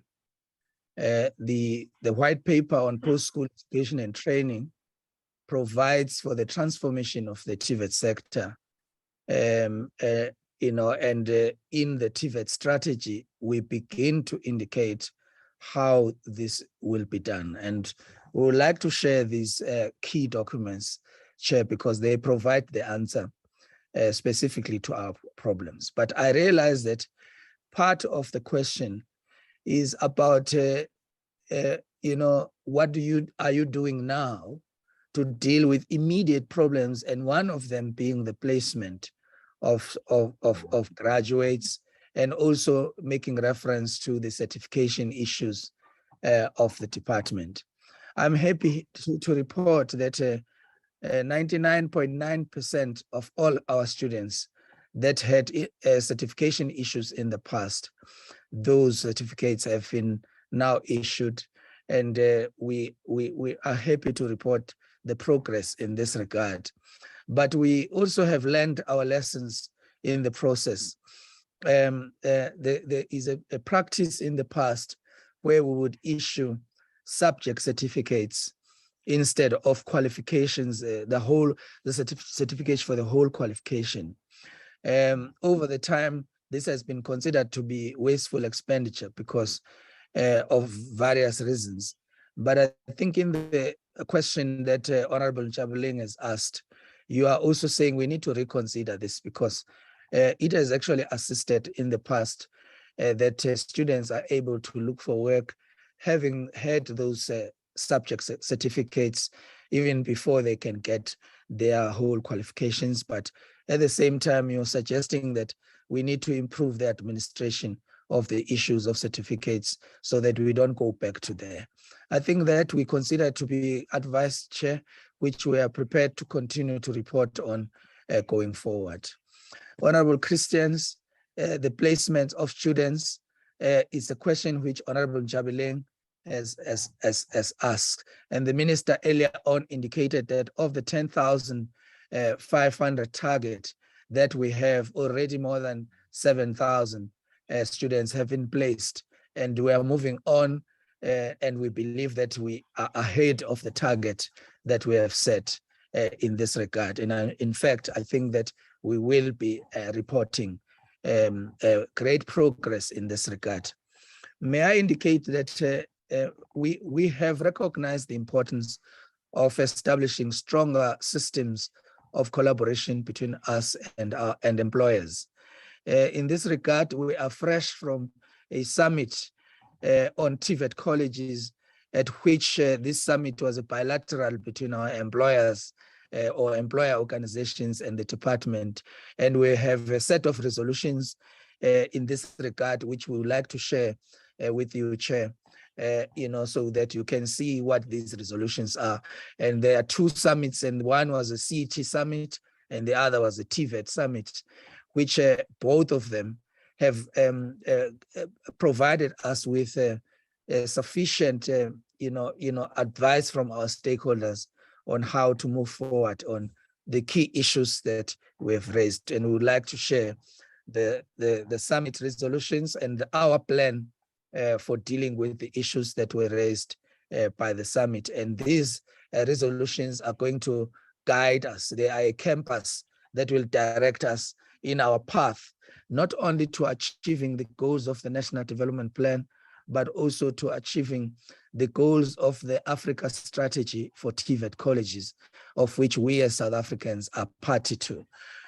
Honorable Christians, you are complimentary to the department about the expansion of the trade centers, or the numbers to 38 centers from one central center.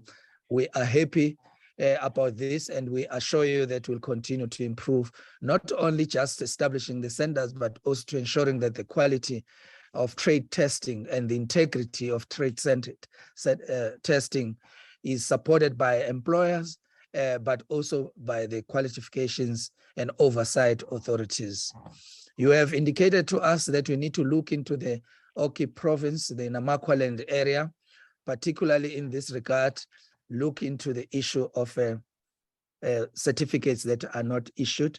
We will follow through this matter, notwithstanding the fact that we would like to report a significant success in our plan, but we also have taken your advice, and we will go and follow through on this issue. The issue around the scholarship in Russia, the three scholarships, the one with the Chinese, the one with Russia and Hungary, are our largest scholarships in the system. Obviously, in Russia, with the war in Ukraine, you have had a disruption of some of the work. But we had already, even prior to that, picked up problems with the scholarship in Russia, which is associated by the decentralized nature of Russian education, whereas government-to-government relations are at the all-time highest and closest, particularly Russia being part of the, the BRICS of nations, is one of the closest partners to South Africa.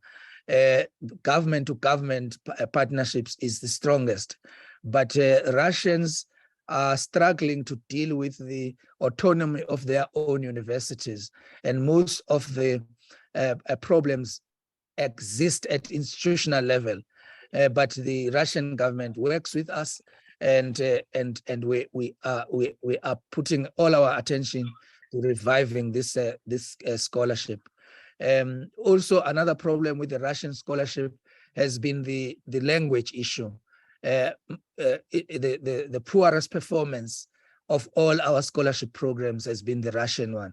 Largely, this is associated to the language barriers that exist.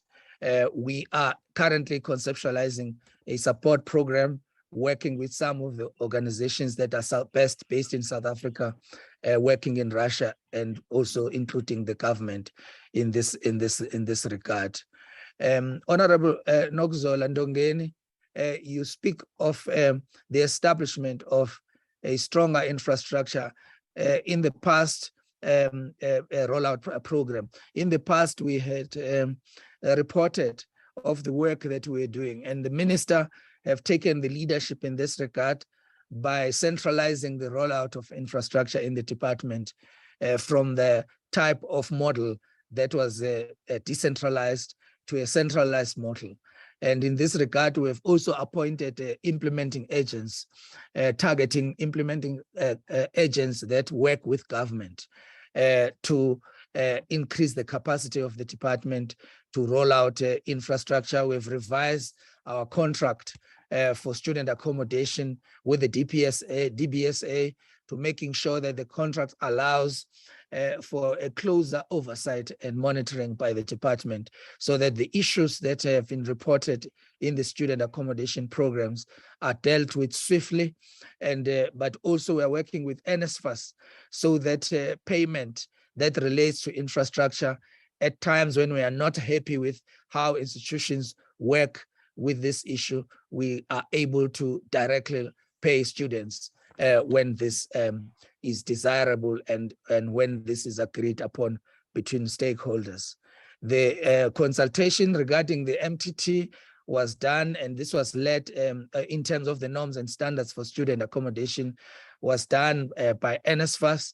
And largely the inputs that we have received in the consultation process were about the need to improve student accommodation for TVET students very largely. But there were also issues that were raised, where students, third parties that are involved in student accommodation takes a lot of money, but actually provides poor services and poor. And so this, in this regard, Chair, we admit that this is a problem, and we have to work harder to improve on it with all the initiatives of the minister that is reported. Honorable Mandla Nduna, siyayizwile issue of consequence management. Recently, when we reported to SCOPA and our own portfolio committee on the progress we have made since the minister's investigation into the NSF, we have indicated that we are working closest with a law enforcement agency, particularly the Hawks. And in fact, in all cases that were investigated by the minister, we have reported all of those cases to the police, and we have opened a case with the Hawks, so that we don't only just investigate civil litigation related issues, but we also investigate criminal related matters. But also we've set up within the department an independent panel that looks into administrative related matters raised by the Auditor General, which some of them are repeat findings of the previous years, which we were dealing with. Honorable Sinyenge, you spoke of international scholarships, indicating that it is important. In fact, Honorable Chableng, you also have suggested that it's important that these international scholarships that we are running, we look into the desirability of external, engagements and external scholarships versus internal scholarships, so that we don't repeat what already can be offered internally. We see this as an advice to us that empowers us to strengthen the program, and they will continue to report Honorable Sinyange in this regard. I'm very happy with the performance of the Hungarian scholarship, because the Hungarians provide a more diverse set of scholarships, and the biggest success that we've had of this are in Hungary.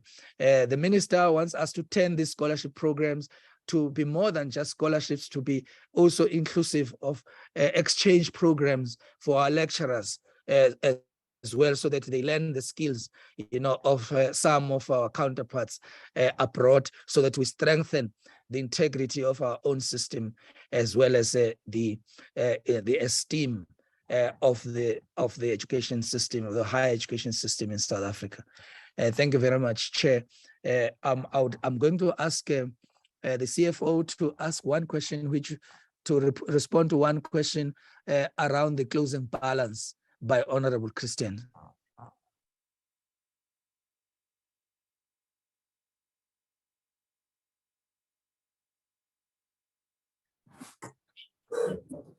Thank you very much, DG. Thank you, Honorable Christian, for the question. As the closing balance is reflected in the annual financial statement, we had a closing balance of 6.972 million. 4.5 million of that emanate from the prior year, meaning it was an opening balance at the beginning of April. It had 3 transactions. One of those transactions is the transaction that I spoke about earlier on, that is the services still continued even in the year which we're reporting, and that had to do with legal services that we had to procure previously. We have written to National Treasury requesting them to condone this irregular expenditure for all those transactions, because based on the determination test that was conducted by our internal auditors, all these transactions warranted condonement. National Treasury then requested some information from the department, and that was provided. So where we are right now, we were advised by them, National Treasury, that the DG, as the accounting officer rather, can exercise his powers to remove the expenditure, provided some provisions of the law have been met. So we have done that work. So now we are in the process of getting that approval. In the next couple of weeks, those expenditure emanating from the previous period, they will be removed. And the question was in twofold. The other part was that what are we doing as a department to make sure that we don't find ourselves in the same situation? We continue, Honorable, to strengthen our controls to ensure that we comply with the legislation. In order to prevent this irregular expenditure. Some of the controls that we are putting in place, it includes, educating or training our officials, particularly those who are active in the procurement processes, so that they understand what is expected, because most of this irregular expenditure emanate from non-compliance with SCM regulation. We also believe that the issue of implementing consequence management as a corrective measure is also effective, because we have seen a trend where most officials in that regard do not repeat the same. Thank you very much. Thank you, Chair. With your permission, I hand back to the Minister.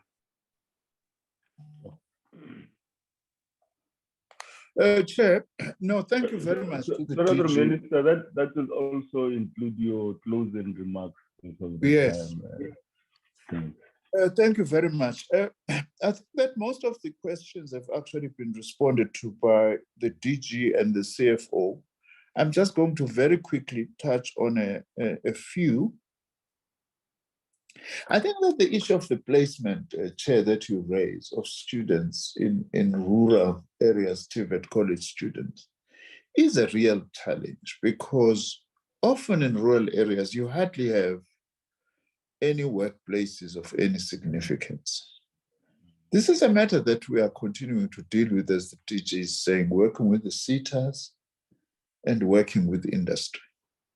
That is why, for instance, the President's commitment, we are now at 70%, because we are really putting additional means, including the issue of rural areas, that in rural areas, we should identify whatever is there. If there's a police station and there are students who are doing motor mechanics, can it actually not be used? The issue of making of desks for schools or broken desks, we are leaving no stone unturned to actually try and work. That's part of the reasons why we've now said part of the performance agreement of all college principals is student placement. Because you don't have vocational education if we don't have student placement. So it's an issue that we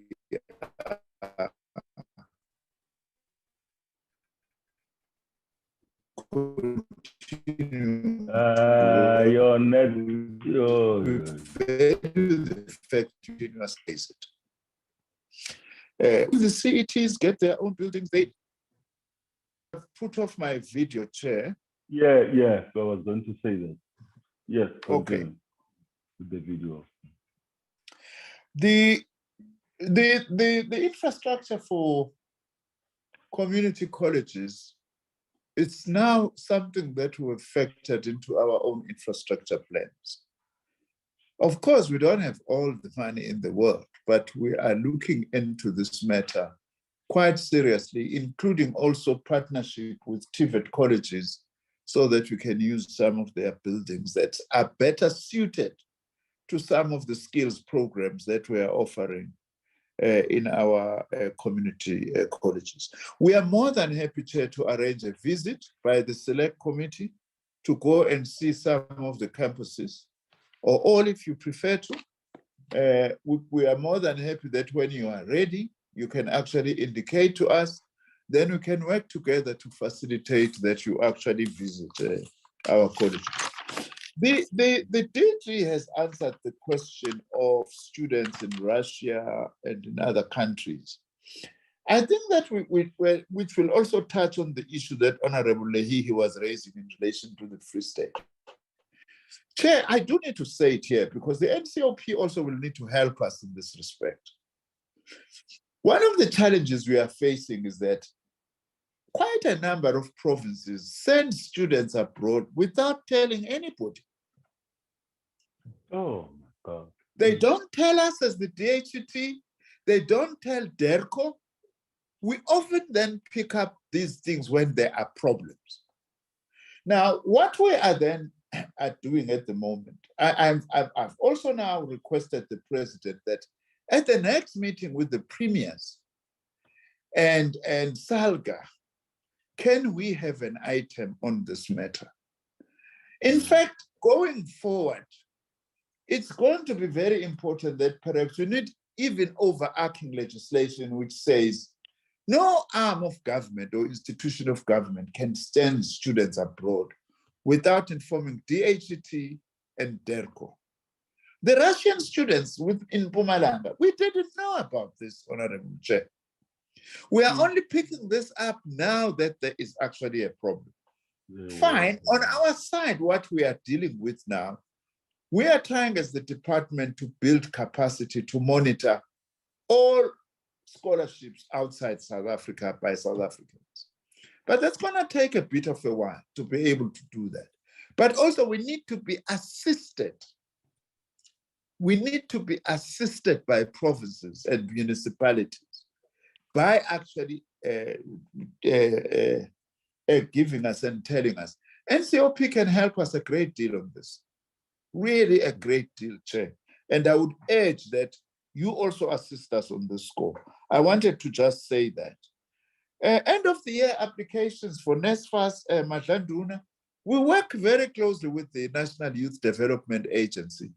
We are also using social media extensively, and I must say, relatively successfully.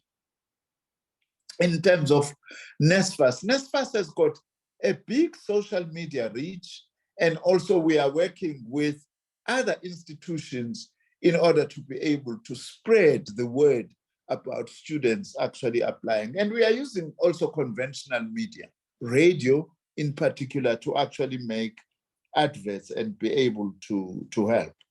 I wouldn't use the word that there are students who are blacklisted. The challenge is that we've got students who owe institutions. In the past, they would not get results and certificates. At least now we have said all institutions must at least give those students their results, even if they don't give them certificates, but results that they can be able to show to employers that they have indeed completed. Whilst we continue to look at this issue of even withholding the certificates. And as the DG is right, we've done a lot in wiping the backlog on certification. I did see the video clip from the media of the Namaqualand students, and of course the DG knows, and I think that he has just said in his response, General, I've raised it, I've said to the department, follow those specifically, because where there are specific problems, also feel free as members of the select committee that you pick up in your work to send those directly to us so that we can actually be able to follow them right away. Now, the issue of Chair, we are raising an important matter. This is the last point I'm responding to, because I'm also aware of time, and then I wrap up. You know, overseas scholarships, I just need to say this. We do have scholarships that are given to us as government, offered by other countries. We normally take those up because it's good for South Africa that some of our students study in other countries, because they come back with lots of knowledge and experience that comes back to benefit the country, which would not ordinarily have known, because students have actually studied overseas and in other parts of the world. So we normally accept those, although at the same time, we try now to say, please, if you give us scholarships, prioritize areas, scarce areas that we have in our country, so that the students we send overseas also assist us by acquiring the skills that we do not yet have in the country. We ourselves, I have asked the department to set aside some money from the National Skills Fund to send students specifically to do postgraduate studies in areas where we do not have specialists inside the country. That we need to do as a country so that they can be able to come back, as the DG was saying, and be able to be academics or professionals who can then be able to train local South African students. We are aware indeed that studying abroad is more expensive. That is why generally support for abroad is based on scholarships that we receive from other countries. As I have said now, I want a certain amount of money set aside for targeted specialist skills for students to be sent abroad. Usually it's postgraduate in areas that we actually do not have. With that, Chair, the one question was on NSFAS and the new service providers on payment. We don't have that information right with us. Either you can call NSFAS to come and brief you how is that going, or if you give us a chance, we will go back and just get the very latest information from NSFAS as to how things are going, and we can even communicate that to you in writing, Chairperson, and I hope that the DG is actually noting that. Chair, with that, I really wish to say thank you very much. All the questions and the comments that we have raised, we've taken them into account. They are also very helpful in improving the quality of our own work. As always, Chair, it's always an honor to interact with the NCOP. As I said at the beginning, we are a very important house, especially for a department like ours that doesn't have MECs, you know, that you are the interface between us as a national department and the impact that we ought to be making in provinces and in municipalities. Thank you very much, Honorable Chairperson and honorable members. Thanks, Honorable Minister, and thanks to the DG and the team. It's always, you know, the meeting always ends with high morale for us. You know, we feel good after talking to you. Because then we know that whatever we raise or whatever problem that we encounter will be dealt with immediately. And that has been the practice, and we're very happy with that. Honorable members, let me release the minister and the team, and then we can continue as the committee to deal with other committee issues. Thank you very much, Minister, DG, and the team. Very much, thank you.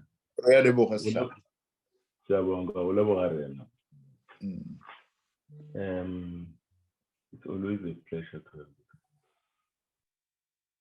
I'll be out of our meeting.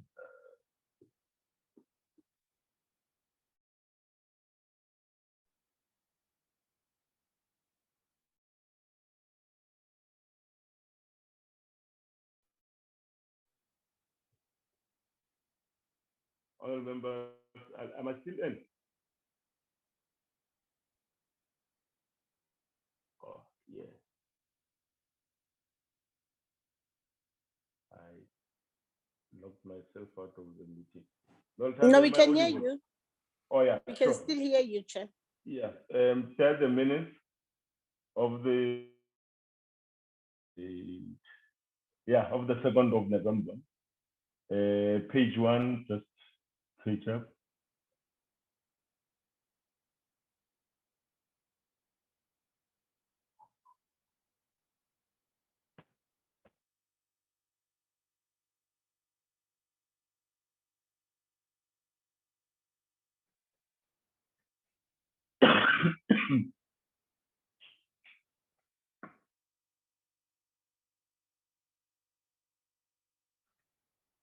Yeah, thank you, Noltando. Honorable members, here are the minutes.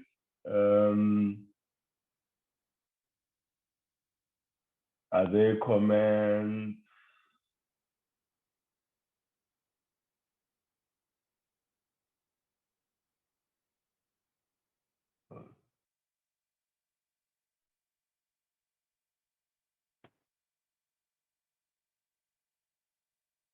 It's a very long.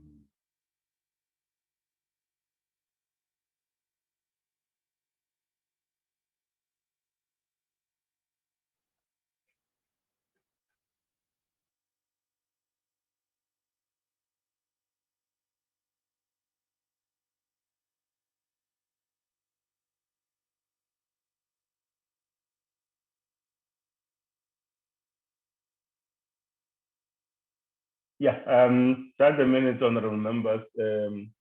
Are there corrections and or additions or subtractions?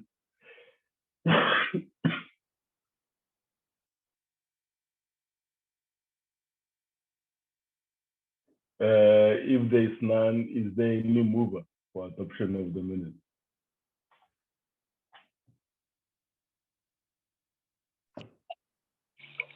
Chair. We also dealt with the fourth program, as you can see. Yeah.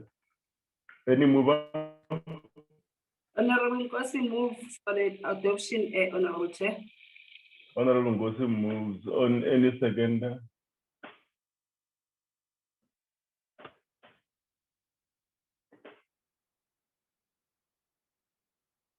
Oh, there's no seconder. I second the chair. It's Ndongeni.